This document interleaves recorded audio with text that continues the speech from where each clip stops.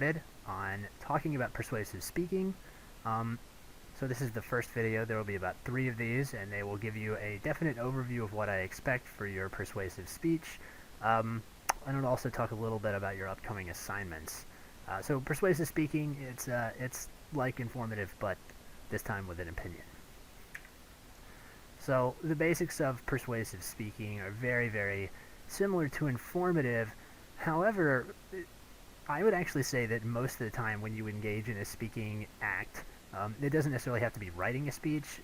One of the things about this class is that it's supposed to, just in general, help you form an argument, which will come in very handy in your life. And persuasion, when you're forming an argument, just the very nature of the word argument sort of puts it forward that this is what you'll usually be doing most in your speaking career.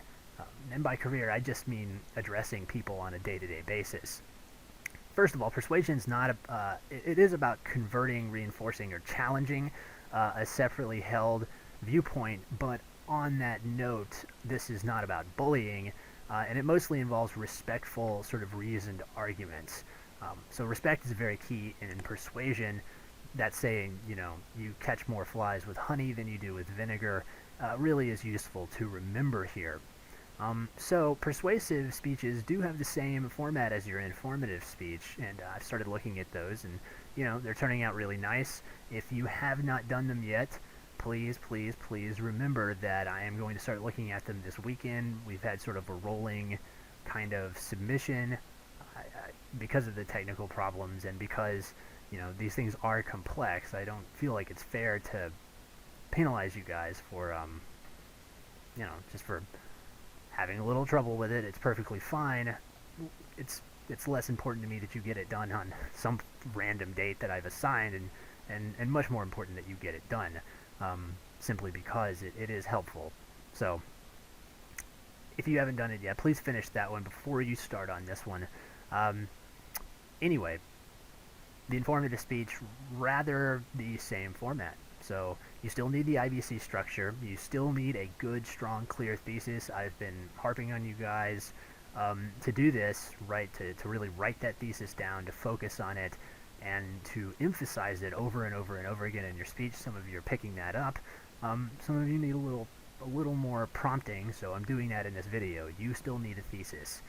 So if you're unsure about how to do that, I made several videos back there getting a thesis. There's actually a whole lot of stuff on MCLP that you can do, not just the tests, but also the videos that I assigned for you guys. You'll be able to see how those student speakers actually deploy effective theses, which, yes, that is the plural, TH, theses. You still need the overview directly after your thesis. You still need the transitions, and you still need sources. However, in the midst of all of this, what you'll be doing is actually expressing an opinion. So this is really important. The informative was sort of just talking about facts, but your thesis in persuasion has to have an opinion embedded in it. And this opinion can take a number of forms, but the most basic is agreeing and or disagreeing with a fact, opinion, practice, policy, or belief. And there's lots of different ways that you can do this. You can compare and contrast things. You can make a historical argument. You can argue on the basis of logic. You can argue on the basis of emotion. There's a lot of emotional appeals for things like same-sex marriage, the death penalty. These kinds of things, when you hear people speaking, they are doing persuasive speaking, and there's all of these things that you can appeal based on. I'm not going to go into it this in-depth into it, but basically you can make logical appeals, you can make emotional appeals, or you can make an ethical appeal. This is old Greek stuff, which if you're looking at it from the perspective of sort of the ancient Grecians, logos, pathos, and ethos. These are the appeals that you make. So when you're thinking about it, you sit down and you say, do I want to appeal based on logic? Do I want to appeal based on emotion? Or do I want to appeal based on an ethical standard? So appealing to somebody about the death penalty based on the golden rule, right? Do unto others as you would have them do to you, and you are you could argue, you could actually use that rule to argue for and against it, but you would be making an ethical appeal because you're appealing based on that.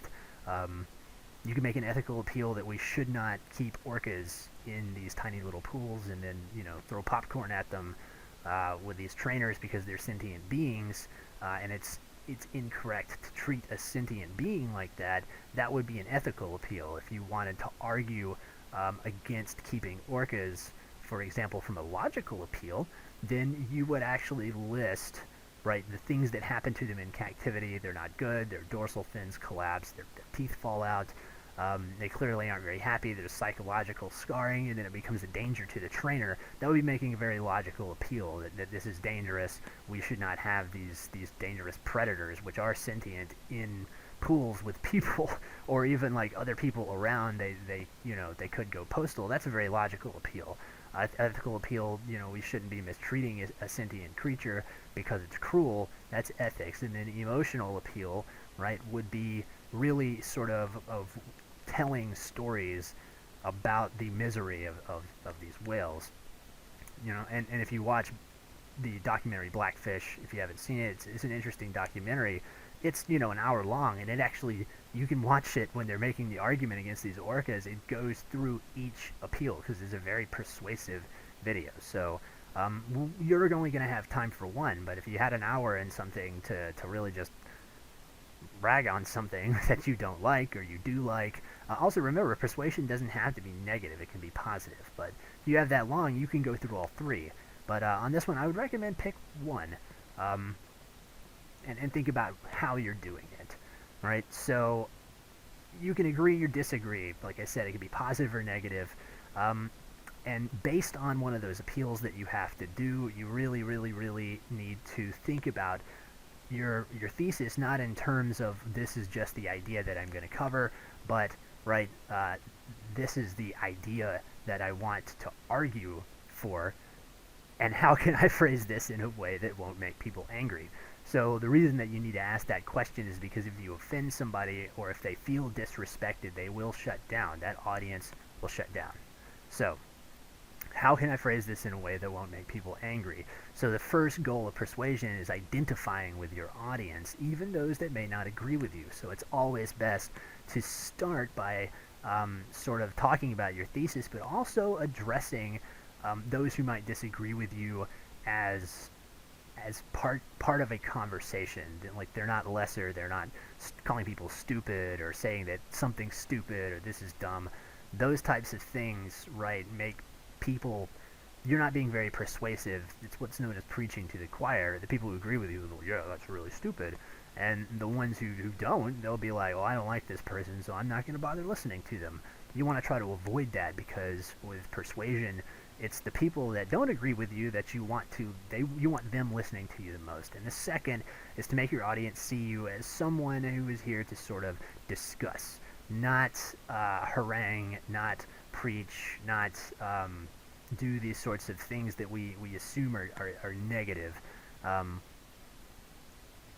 sort of the soapbox person standing there, screaming at people. We've all seen these people on the streets, right? They're not very effective in terms of persuasion, and most people just really find them to be annoying. So I've given you this kind of overview, so now let's move on to an example.